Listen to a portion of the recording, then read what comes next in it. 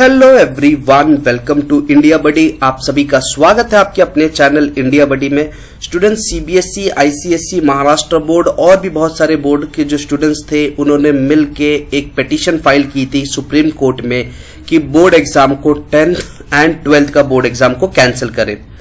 उसके ऊपर supreme court ने उस पिटीशन को एक्सेप्ट कर लिया है और मैं अब पूरा डिटेल लेके आऊं कि कई बच्चे पूछ रहे थे कि सर रिजल्ट कब तक आएगा, क्या अपडेट है। सिर्फ सबको ये मालूम था कि पिटीशन आ गई है, पिटीशन एक्सेप्ट कर लिया गया है, लेकिन आगे क्या होगा, कौन देखेगा और किस तरीके से। तो मैं एक चीज बताऊं, स्टूडेंट के पॉइंट ऑफ व्यू से बहुत हाई यहां पे अगर आप देखोगे तो एक चांसेस है कि स्टूडेंट का point of view, but still ये एक अभी जुडिशरी मामले में आ गया है क्योंकि सुप्रीम कोर्ट ने उसको एक्सेप्ट कर लिया है। तो मैं पूरा आपको अपडेट दे रहा हूं, स्टूडेंट पूरा ध्यान से देखना है। प्लीज चैनल को सब्सक्राइब कीजिए और वीडियो को जितना हो सके उतना शेयर कीजिए। देखिए यहां पे चीफ जस्टिस ऑफ इंडिया जो है उन्होंने उनके पास सबसे पहले ये पीआईएल गई थी सेइंग दैट कि 10th एंड 12th की बोर्ड एग्जाम को, फिजिकल बोर्ड एग्जाम को कैंसिल किया जाए एंड इंटरनल असेसमेंट के ऊपर अपडेट रहेगा। सो चीफ जस्टिस ऑफ इंडिया ने उस चीज को ओके कहा है एंड ये अब एक बेंच जो जज के जस्टिस एएम खानविलकर के पास जाएंगे, उनके पास जाएगी ये जो पीआईएल है। अब इसके ऊपर जो भी डिस्कशंस होंगे सारी चीजें, एक तरफ तो अनुभा मैडम रहेगी और दूसरी तरफ it would be like either CBSE, ICSE या जो भी उनके सेकेंड ऑप्शन रहेंगे, क्योंकि ये अनुभा मैडम वर्सेस जो केस है वो यूनियन ऑफ इंडिया से केस बना है। तो इस पे बोला गया और खानविलकर सर के पास जाना केस मतलब अपने आप में एक खुशी की बात है, क्योंकि लास्ट टाइम भी उन्होंने ही जो 2021 के कैंसलेशन के ऊपर भी जो पिटीशन गया था वो भी खानविलकर सर के ही बेंच के पास गया था।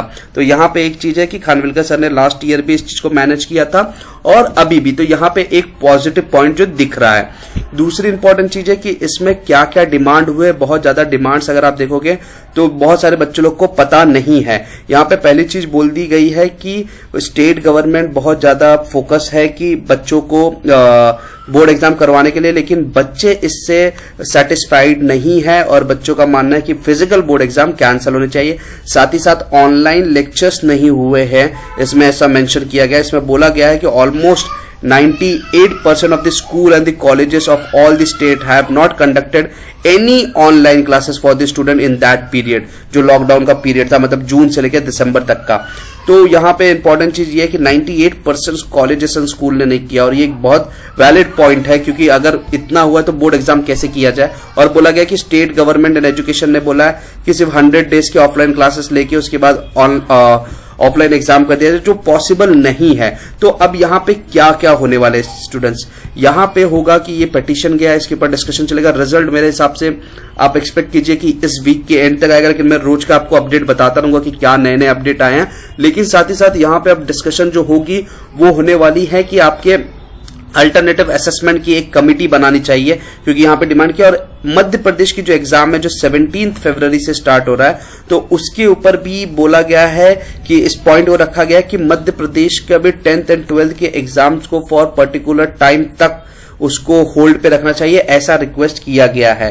तो ये जो अगर आप देखोगे ये रहा पूरा केस का जो टाइटल है, आपको पता ही होगा यूनियन ऑफ इंडिया से मैंने बोला था versus Anubha madam versus union of India and others है। तो अदर्स में सीबीएसई, आपका आईसीएसई ये पार्ट है। तो इंपॉर्टेंट पॉइंट ये भी है कि जिन जस्टिस ने लास्ट ईयर इस चीज को हैंडल किया था खानविलकर सर, उन्हीं को इस साल भी दिया गया है, उन्हीं के बेंच को दिया गया है। तो ये एक इंपॉर्टेंट चीज है कि उन्होंने लास्ट ईयर भी इस चीज को हैंडल किया और इस साल भी। तो बच्चों के पॉइंट ऑफ व्यू से यहाँ पे चांसेस थोड़े बढ़ जाते हैं, but still there is no comment on this because ये अब जुडिशरी मामला बन गया है।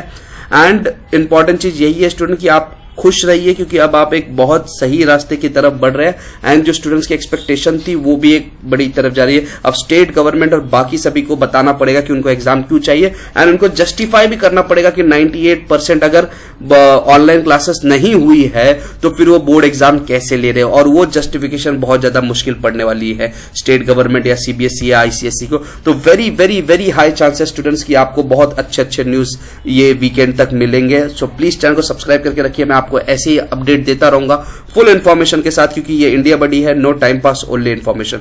सो thank you very much for watching India Buddy. जय हिंद।